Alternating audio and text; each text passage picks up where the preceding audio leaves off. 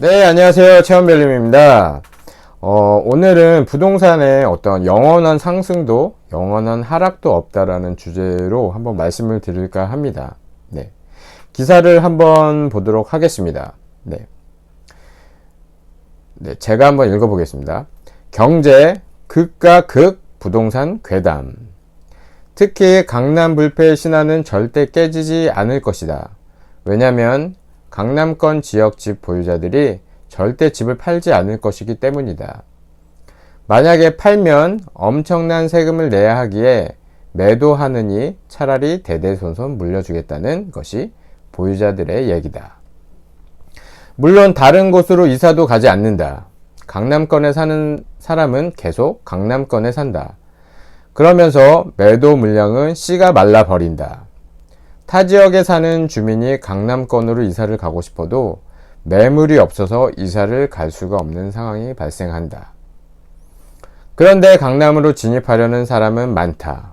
며칠 만에 1억 원을 높게 부르더라도 강남에 살고 싶은 사람은 구입을 한다. 매도 물량은 없고 매입하려는 사람이 많다 보니 강남권 집의 호가는 계속 최고가 갱신이다. 세금 폭탄은 이들에게 전혀 해당되지 않는다. 10억 원의 주택에 부과되는 종합부동산세 등 세금은 연간 600만 원, 연간 6%만 집값이 올라도 상쇄된다.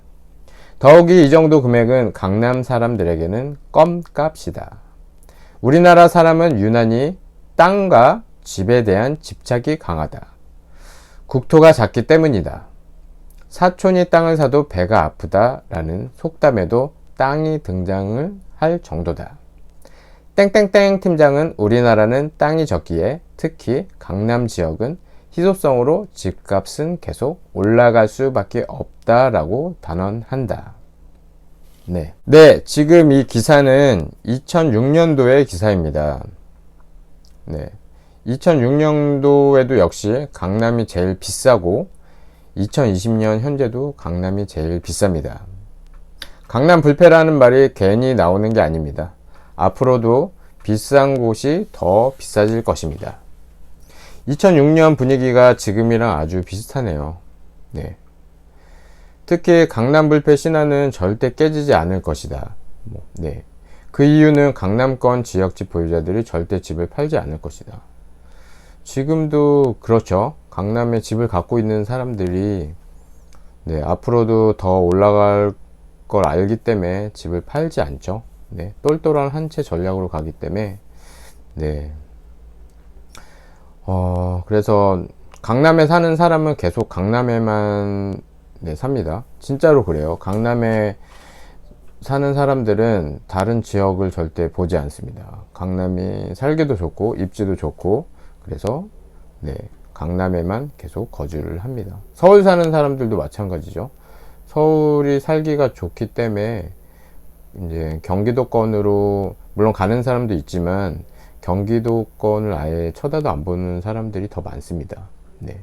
경기도를 무시하는 게 아니고 경기도가 더 살기가 좋죠. 녹지도 많고 뭐 신도시들이 더 살기가 좋지만 어떤 서울이라는 그곳을 참 벗어나지 못하는 것 같아요. 네. 그래서 누구나 강남으로 입성을 하고 싶어 합니다. 강남에 집이 비싼 이유는 뭘까요? 강남의 인구는 55만입니다. 네. 강동의 인구는 45만입니다. 강동보다 한 10만 정도 많네요. 강동이 5년 뒤에는 이제 인구가 10만이 늘어서 55만으로 늘어날 예정인데, 그때는 강남도 인구가 더 늘겠죠. 네. 어쨌든 강남의 인구는 55만이고, 일자리는 70만입니다. 네. 서울 25개 구 중에 가장 일자리가 많은 구입니다. 네. 부동산의 가격과 가장 밀접한 관계는 일자리입니다. 네. 직주 근접. 직장에서 가까운 곳에 모든 사람이 살고 싶어 합니다. 직장에서 집까지 출퇴근을 1시간씩 하고 싶은 사람은 없죠. 가까우면 가까울수록 어떤 삶의 질이 올라가겠죠. 그 왔다 갔다 하는 그 시간 동안 그 시간을 운동을 할 수도 있고요. 네, 집에 가서 조금 더 쉴 수도 있고. 네. 엄청난 사람들이 강남으로 출퇴근을 하면서 강남에 살고 싶어 합니다. 네.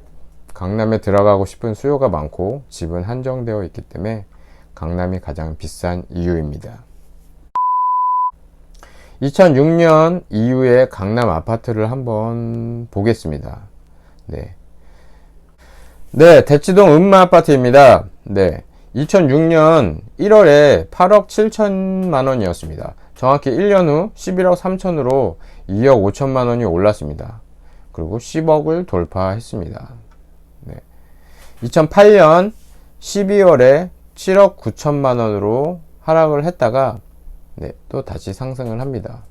2009년 10월에 10억을 찍었다가 또 2010년 9월에 다시 10억 밑으로 빠집니다. 2013년 7억 3,688만 원으로 3억 정도가 빠집니다. 네. 2016년에 다시 10억을 돌파하고요. 다시 탄력을 받아서 2017년 13억, 2018년 18억, 2020년 20억, 네, 2020년 8월 21억 6천만 원을 찍었습니다. 네. 강동구의 선사현대 아파트입니다. 2016년부터 큰 상승을 보입니다. 네. 2016년부터 모든 아파트가 많이 올랐습니다. 네. 하지만 이제 정부에서 투자 수요를 차단을 했고 실거주가 움직여서 아직도 상승하는 곳은 계속 상승하고 있습니다. 보유세의 압박으로 시장에 물건이 많이 나오기 시작하고 수요가 없어지기 시작하면 그때부터는 하락장으로 들어갑니다. 내년 6월 1일 전까지 법인의 물건들이 쏟아져 나올 거라고는 하지만 종부세를 감당하고 안 팔고 들고 있을 수도 있습니다. 네. 못난이만 팔고 똘똘한 녀석들은 안 팔 겁니다. 네. 시장이 어떻게 될지는 쉽게 예측하기 힘들지만 투자 수요를 차단했기 때문에 물건만 많이 나오면 이제 시장은 네, 얼어붙을 것입니다. 하락과 상승의 반복입니다.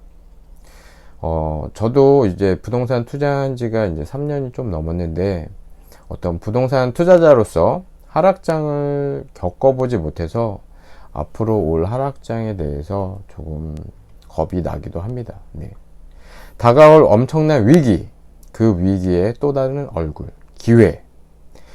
네, 미리 준비하고 계셔야겠습니다. 방어를 든든하게 하시고 기회를 잡을 준비를 하시기 바랍니다. 부동산의 마지막 원칙, 부동산은 영원한 상승도 영원한 하락도 없습니다. 네.